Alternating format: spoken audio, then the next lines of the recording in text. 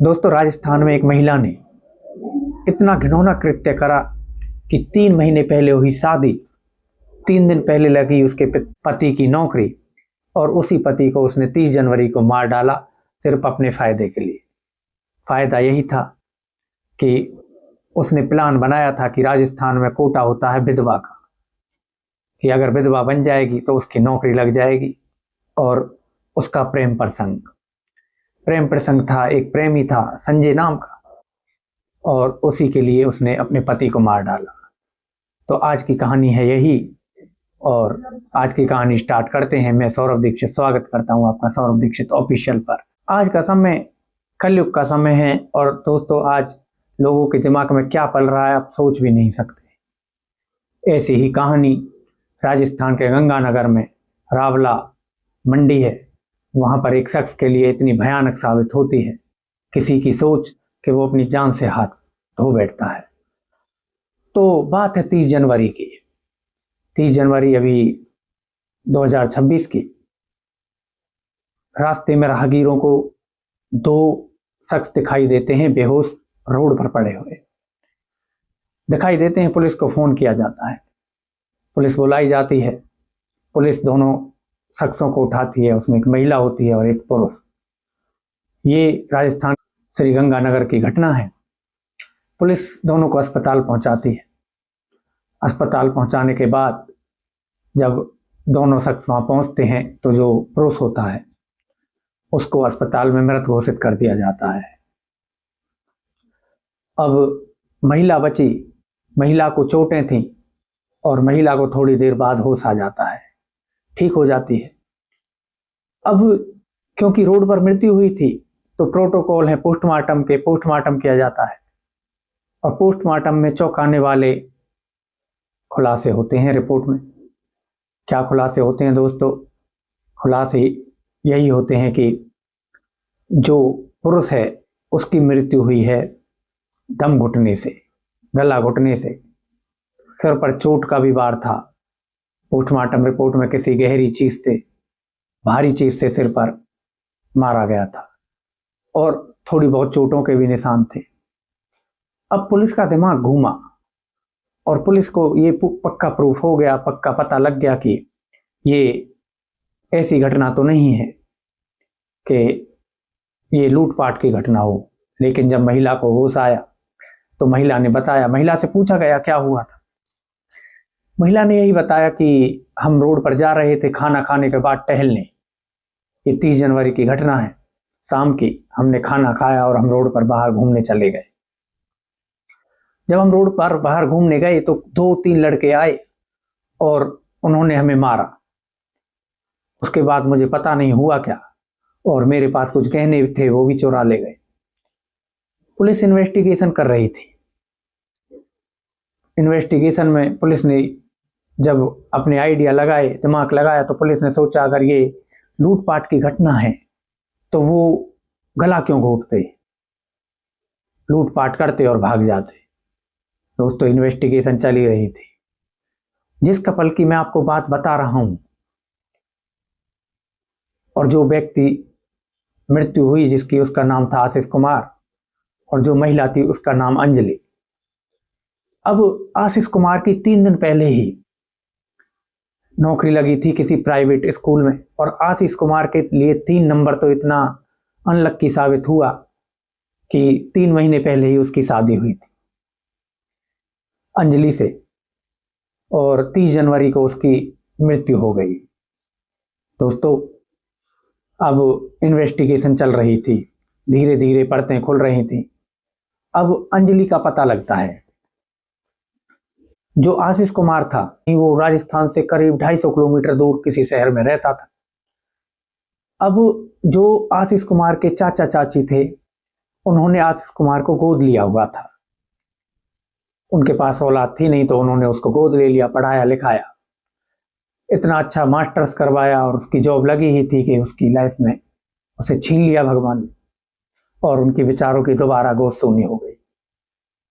अब 3 महीने पहले जो अंजलि है और जो आशीष कुमार के चाचा चाची हैं वो अंजलि के दूर रिश्ते में लगते थे।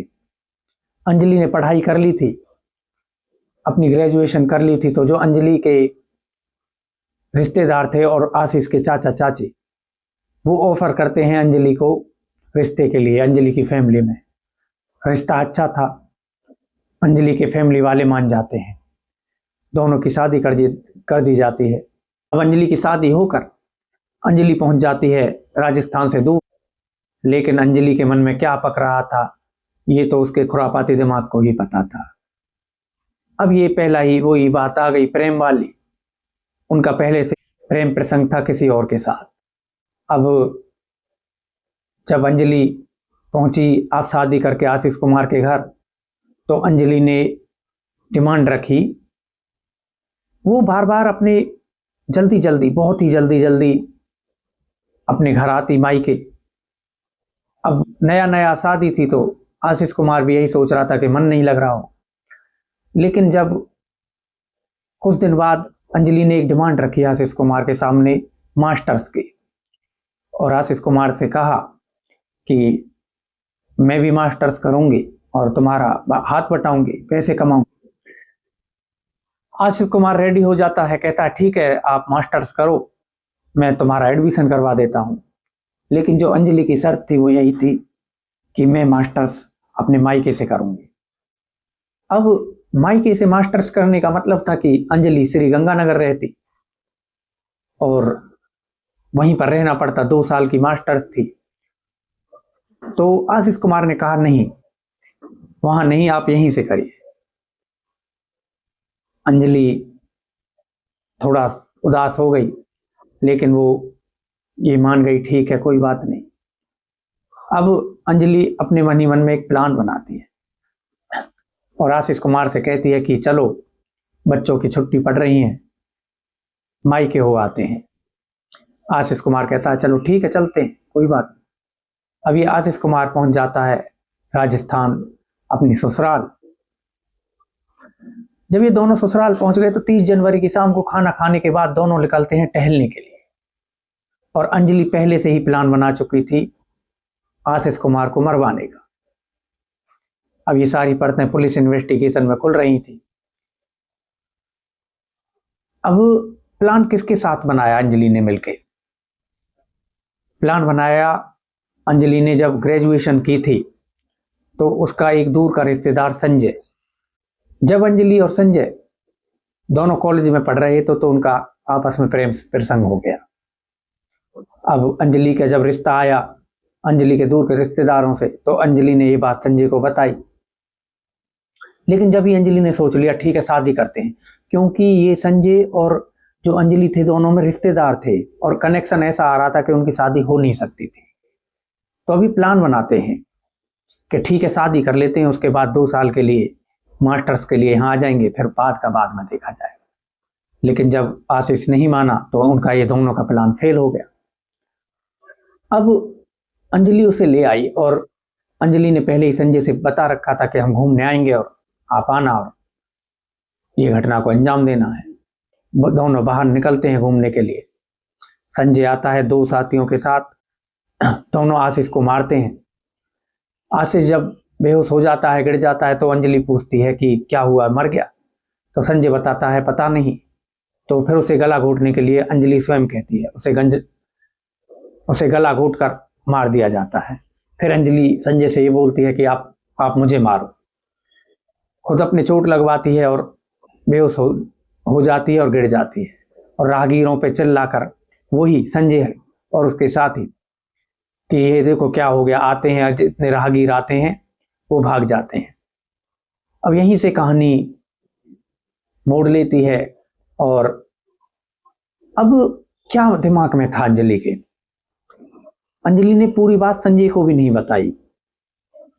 बात ये थी कि अंजलि को कहीं ये पता था कि राजस्थान में जो विधवा औरत होती हैं उनको कोटा मिलता है नौकरी का, रिजर्वेशन।